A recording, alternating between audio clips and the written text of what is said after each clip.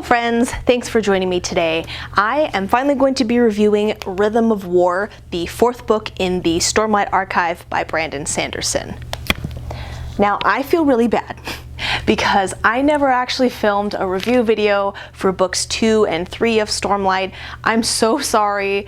I didn't feel motivated to do it for those two, and I didn't want to make creating videos a chore, so I just didn't do it. I did write a review for them on my Goodreads. I always review books on Goodreads even if I don't do a video on them, so I'll link my 2 reviews in the description if you want to read my thoughts. But this video will have spoilers from the previous book, so you've been warned. This book also fulfilled my Owl Crate reading challenge prompt for Tome, a book that is over 500 pages, and this was just over 1,200 pages. Now that I have read all of the Stormlight Archive that has been released up until now, I can say with certainty that it's one of my favorite fantasy series of all time. Brandon Sanderson's world building, characters, and simple but skillful writing style just work together to create an immersive and exciting story that I would recommend to every fantasy lover. I would recommend they at least, give it a try. Book 2, Words of Radiance, is absolutely my favorite of the 4 books so far, followed closely by The Way of Kings, then Oathbringer, and then this one, Rhythm of War. I gave each book in the series so far 5 stars, or, rounded up from 4.5, and this is the first in the series that I decided to round down to 4 stars.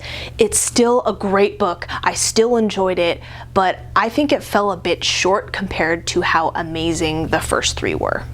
I think the pacing was a big part of it. I spent almost a month getting through the first 300 pages. I just couldn't get into it the same way I was immediately drawn in with the first 3 books. Even though it starts out right away with the fighting scene, I felt sort of jarred by it. The book almost felt like it lacked a proper beginning. I was thrown right into the story with no lead up. It was like Brandon threw out the beginning of this book and just decided to start it like a third of the way through or something. That's how it felt to me, if that makes sense. And I'm normally all for getting right to the action. So many books suffer from the slow start, but it just felt weird to me in this case. I love all the characters in this story, and their struggles really drive all the choices they make, and I try to be compassionate towards them and understanding as I would with people in real life, because some of them go through some shit. But this book brought out many moments of frustration for me that at times dampened my excitement while reading.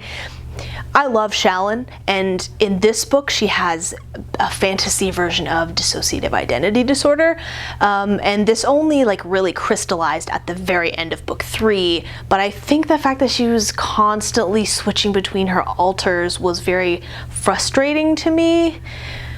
Because she started out this series really strong-willed. I mean, she still had her issues back then, but very strong-willed, sassy, still troubled and insecure about certain things, but she was not the emotional wreck that she is in this book, and reading about her whimpering and hiding from the world just made me so frustrated and sad.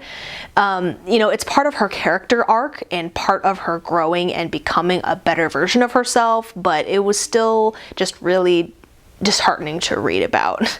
And I'll also take this moment to say that my love for Adeline grows with each book. He's amazing, best boy. I'm so glad Shalyn has him. They're great together. I'm really glad that Brandon didn't force Shalyn and Kaladin to be a thing. I hated that weirdness. It felt unnecessary to me, and I'm glad that it went nowhere.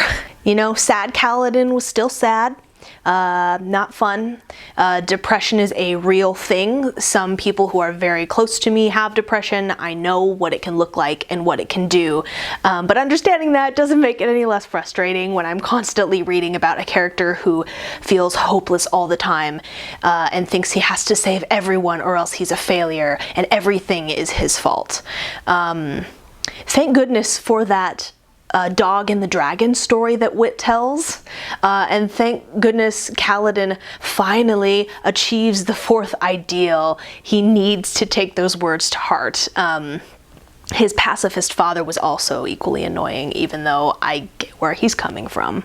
It felt a little weird having so little FaceTime with Dalinar and Yasna, and the people out on the Emuli warfront. With the last book focused so heavily on Dalinar's story, I missed spending as much time with him. Dalinar is amazing. Oh my gosh, I love Dalinar so much.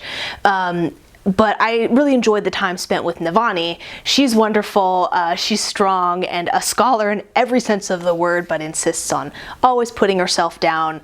Gavilar can rot in damnation for how he treated her and the things he said to her. The Wit and Yasna pairing surprised me, but I can totally ship it.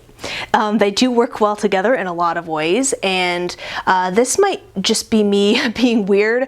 There was this this was one of the more cinematic moments in the book for me, when Yasna strolls by Wit and unsheathes his blade from his proffered hip and stabs that High Prince like in front of everybody.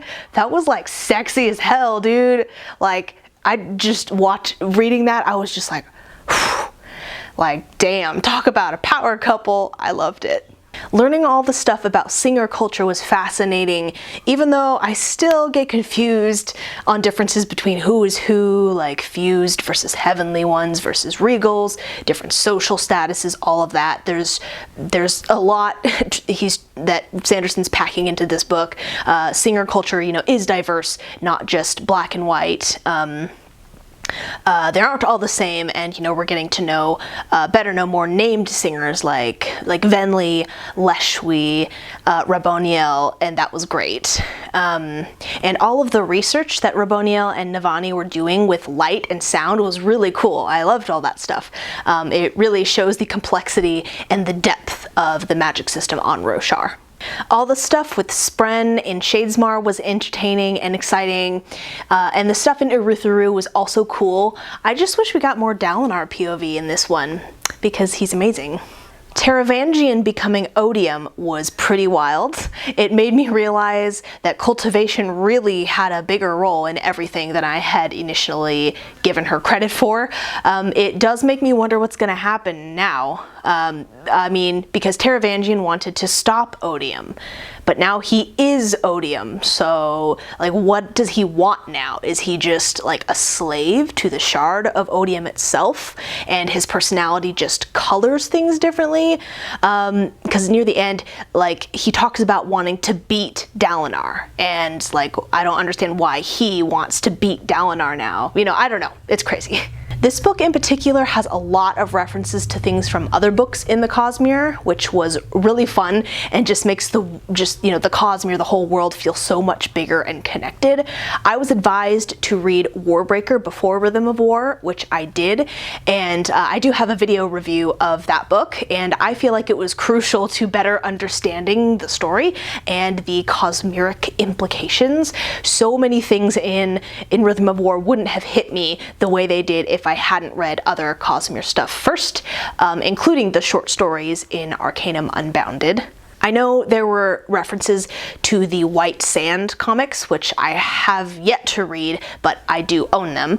And I also haven't read Elantris, so who knows what references I missed there. I still really liked this book. Don't get me wrong, it's just my least favorite in the series by far so far. Plenty of good character development by the end, learning lots of new things, plots and schemes and twists, all good stuff. I just think the pacing was a little off, and I got weary of some of the characters going through the same things over and over again, the same problems. It was like I was whipping myself while reading just a bunch of self-flagellation. But struggle is so much of what this series is about. Learning to work with the things that make you broken. So I get it and I appreciate it. So thank you so much for watching this review. And again, I'm really sorry that I didn't make a video review of books 2 and 3. You can go read my thoughts if you want to know more about my thoughts on it. But this was great. Can't wait. I'm now fully caught up now, so I will be able to read the 5th book, right when it comes out, and that will be great. So thank you guys so much for watching, and I will see you in my next one. Bye!